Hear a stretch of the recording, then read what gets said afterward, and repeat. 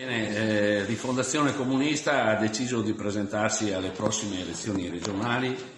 Questa scelta, più che una scelta di rifondazione, è stata, come dire, una spinta che è venuta da molte realtà di movimento, del mondo ambientalista, dai luoghi di lavoro, dalle inquiline e gli inquilini che hanno partecipato alle lotte contro l'ultima legge regionale sulle residenze pubbliche. Noi verificheremo, lavoreremo perché questa possibilità si realizzi, perché riteniamo che sia indispensabile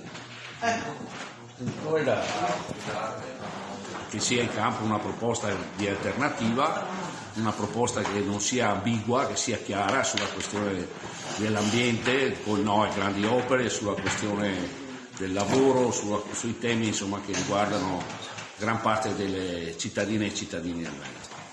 Noi crediamo che su questi terreni non ci sia, in particolare sulle questioni ambientali, non siano possibili mediazioni.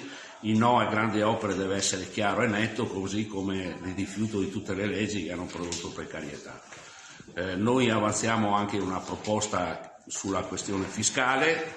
Chiediamo che venga reintrodotto, oltre a una battaglia contro l'evasione fiscale vera che nel Veneto è importante, arriva a 10 miliardi di euro, quindi una quantità enorme di soldi che potrebbero essere investiti in opere pubbliche, in creazione di posti di lavoro ben retribuiti per i giovani che se vanno all'estero, e comunque chiediamo la reintroduzione dell'IRPEF regionale, così come l'aveva proposta Zaia, per far finire la pedemontana. Noi la proponiamo invece perché sia fatta nei stessi termini, per sostenere le politiche abitative, per sostenere le politiche sociali, per creare nuove opportunità di lavoro per i giovani che emigrano all'estero.